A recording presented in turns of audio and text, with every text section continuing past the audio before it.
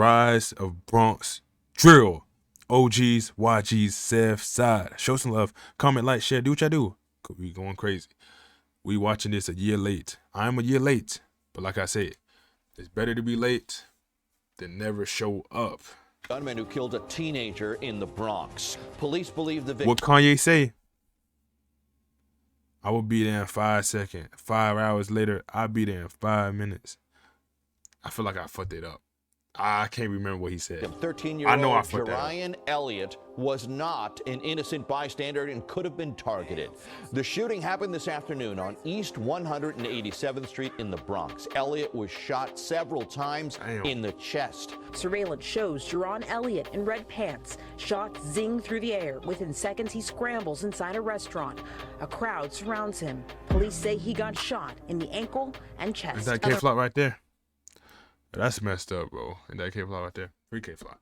Rest in peace, J-Rip. Police say he got shot in the ankle and chest. Another weekend of deadly gun violence in New York City. 4 teenagers were shot in separate incidents. 3 of them died.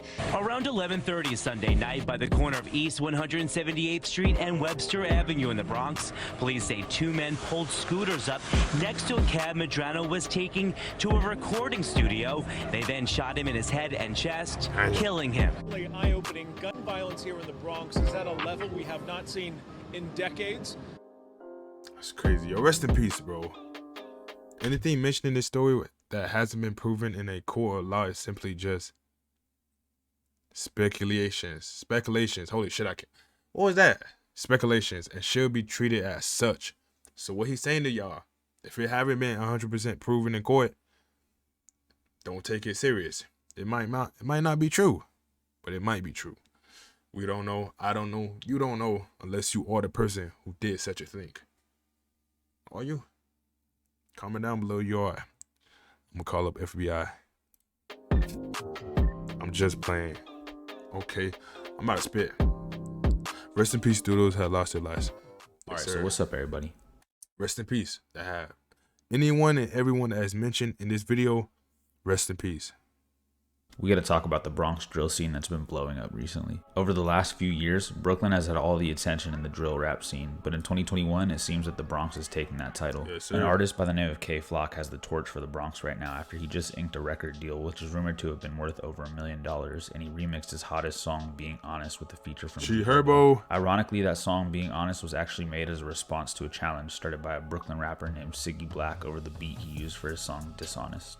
Similar to how Brooklyn introduced the US to UK beats, the Bronx is bringing their own twist by using sampled beats with the New York UK That's twist. why I fuck with the Bronx so much, because of that sample shit. Like, a lot of people don't like it, a lot of people do. I'm one of them niggas who love to sample beats.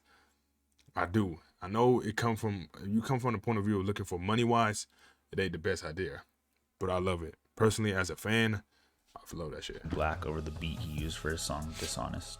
Similar to how Brooklyn introduced the US to UK beats, the Bronx is bringing their own twist by using sampled beats with a New York UK twist to them. In fact, just over a week ago at the time of this recording, B-Thang, one of K-Flock's rivals and his blood cousin, dropped a song in Who I Smoke fashion called Talk Facts, which he samples the 2011 hit Need Your Love, in which he disses almost every dead op and every other hood in the Bronx. Nigga dissed everybody in fucking New York. He even dissed me. I heard it probably a side diss somewhere in there. A YouTuber by the name of We Drill Crazy dropped Shout a out We video Drill in which Crazy. he breaks down the lyrics and showcases each name drop, and it's damn near a different name in each bar. I'll link his video below so you can check it out. The Bronx has always been known as one of the wildest boroughs in the city. Charlemagne the God always says the craziest people come from the Bronx and all of Florida, and that for the most part is true. Yeah. The Bronx is no stranger to gangs, drugs, and violence. The Bronx is During like the Prohibition slums. era, the Bronx was home base for several mafia members, including Dutch Schultz, who is rumored to have buried over $150 million worth of diamonds. Oh, I thought you were finna say people. I was finna say no fucking way. Including Dutch Schultz, who is rumored to have buried over $150 million worth of diamonds, gold, and cash. Shit, I'm about to go over there and start looking for that in bit. 1935, but the treasure has never been found. It was a hub. Hey, me and you watching this, we all could go find it. We could break the money down. And you know how many people watch it. For organized crime up until the late 90s, when there was a large migration of Africans and Latinos, which caused a lot of the European settlers to move elsewhere. In the 70s and 80s, East 187th Street, now known as SevSide, which is K-Flock's hood, was primarily controlled by the Italian mafia. In the 90s, when the blacks and Hispanics started to move in, it pushed a lot of the mobsters out east into Morris Park. By the early 2000s, SevSide was primarily ran by a blood set called the East Homicide Brims. After a ton of internal and external beefs over the span of a decade, 700 DOA was birthed. SevSide is now made up of mainly Mac Balla Brims, Sex Money Murda, and they're clicked up with the Rolling 80s Crips from East 180th Street, also known as Rayway. If you head 3 miles south from the Sev, you'll end up on Damn, nigga feel like I'm watching a fucking school video. Nigga teaching me shit. East 180th Street, also known as Rayway. If you head 3 miles south from the Sev, you'll end up on Cortland Ave, which is OG's territory. Cortland Ave in the South Bronx is a hood made up of 3 projects: the Melrose Houses, Jackson Houses, and Morrisania Air Rights, also known as Vietnam. Cortland Ave has always been a wild hood. Since the 80s, drugs, gangs, and violence have been a prominent issue. In 2003, a new gang in the Bronx was formed called the Young Gunners. The OGs and the YGs were initially one gang in the beginning. The YG started in 2 projects, the Mott Haven Houses and the Patterson Houses. When it was created, its other main hoods were Cortland, Highbridge, River Park Towers or RPT, which is where D-Thang is from, and Jackson Ave. Cortland was called the Young Gunners from Cortland, or YGFC. At some point, the YG's leader, Juther Juhef Perez, crossed one of the leaders from Cortland, so YGFC left the YGs and changed their name to OGFC, which they later shortened to GFC, or God's Favorite Children, or just the OGs, original games. That's tough. When they left, the YGs started to beef with a lot of other hoods. Similar to SevSide, Cortland had a lot of internal and external conflicts over the years, including a RICO sweep in 2009 called Operation Rotten Apple that led to the arrest of 53 gang members. 53 in 2009 called Operation Rotten Apple that led to the arrest of 53 gang members. The OGs from Cortland's biggest ops are still the YGs. As of right now, Cortland is clicked up with Highbridge and the Sugar Hill OYs. Some notable rappers coming from the OG side are Shaw EK, B-Love, and CJ Goon. The YGs on the other hand are beefing with almost every other set in the borough and are one of the most hated gangs in the whole city. These 3 sets have been at each other's necks for a long time now, but things really started to boil over in July of this year, which led to 3 teens losing their lives in the same week. On Thursday, July 7, 2021, at around 11:35 p.m., Tyquil Doherty, also known as Ty Swish, was gunned down in front of his apartment building on East 182nd Street in the Bronx. The 19-year-old had been shot in the head in the lobby of his Bronx apartment building, where he ran outside before he collapsed. A family member said that her 2 children found Ty Swish's unconscious body sprawled out on the ground with a single bullet wound in his eye. He was then rushed to St. Barnabas Hospital, where he unfortunately succumbed to his injuries. A witness described the shooter saying he fled in a dark-colored 4-door sedan, but no other information has been discovered. Ty was described as a good kid by his family and neighbors, but he was a gang member pushing Sex Money Murda, and he was unfortunately caught lacking. It would only take 4 days for his side to get their get back, though. Police believe the victim, 13-year-old Jerian Elliott, was not an innocent bystander and could have been targeted. Surveillance shows Jerian Elliott in red pants. Shots zing through the air. Within seconds, he scrambles inside a restaurant. A crowd surrounds him. Police say air. Everybody here, fuck, better than me.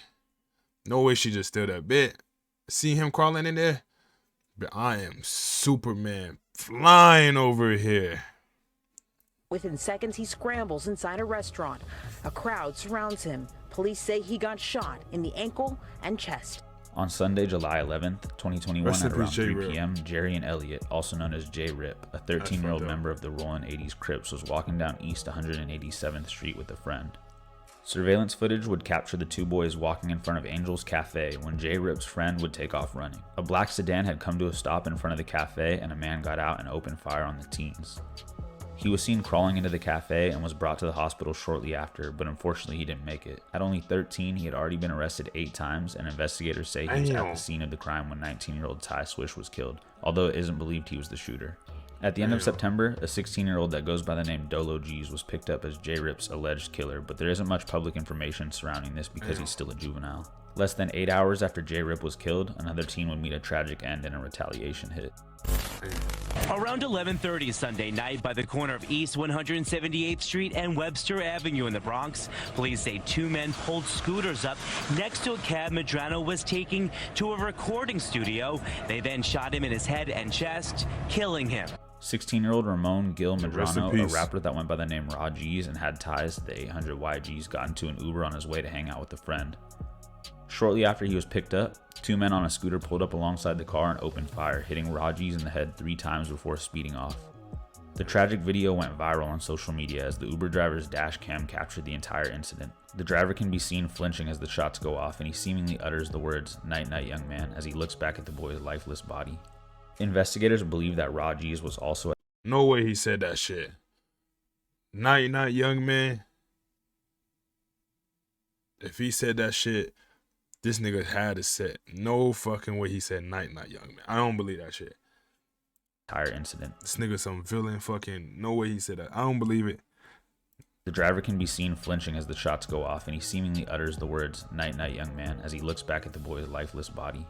Investigators believe that Rajiz was also at the scene of J. Rip's murder, and he was targeted because he quickly took to social media to mock J. Rip just hours before he himself lost his life.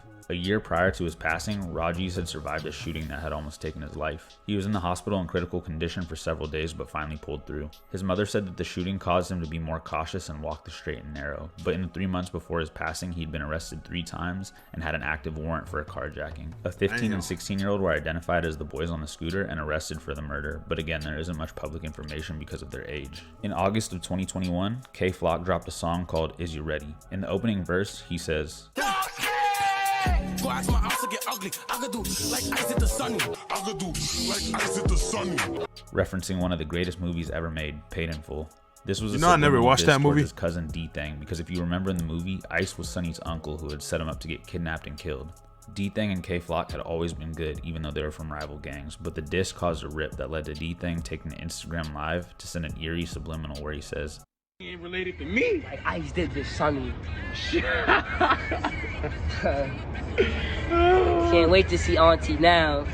The beef took the life of another teen on September 30th. 16-year-old Nasaya Sanchez, also known as Nasrola, a Nasaya, damn, his name close as hell to mine. Teen on September 30th. 16-year-old Nasaya Sanchez, also known as Nasrola, a Rollin' 80s Crip and one of K Flock's affiliates, was shot and killed after 2 men jumped out of a gray Honda Accord and shot him in the head and chest in broad daylight on East 187th Street near Prospect Avenue. Nasrola had been arrested 18 times, most recently on September 5th for felony gun possession. All of these events are truly mind-blowing when you realize that these kids are all just teens. Fuck, most they of all them the go to same high age school, as so me. you can find videos That's all crazy. over the internet of them fighting in school and actually going live to diss their ops in class. It makes it more disturbing that with the rise of social media, many of these killings are broadcasted on the internet for everyone to see. Some of the rappers are actually really talented and they make good music, but they literally commit crimes and then admit to them in their songs. If you ever want to get caught up on what's going on in the Bronx streets, just listen to the latest drill song and you can hear all about it.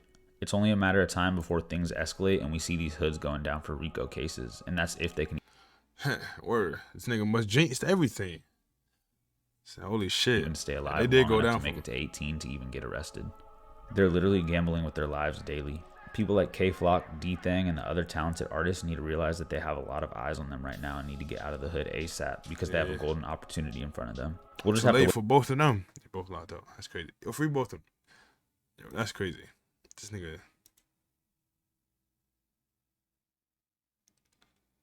That's crazy. I might react to this shit later. First, rest in peace, everyone that was mentioned and brought up into this story, this video. First of all, and that is crazy, bro. Like, god damn, that's crazy. Show some love. Tell me down below, did you know all that information? I didn't know a lot of that, but at the same time, I did know a lot of that. Do what y'all do. More videos coming soon. Comment, like, share. Hit that sub button. Do what y'all do. Question mark. Word. Anybody, I know what you need, baby, listen to me speak.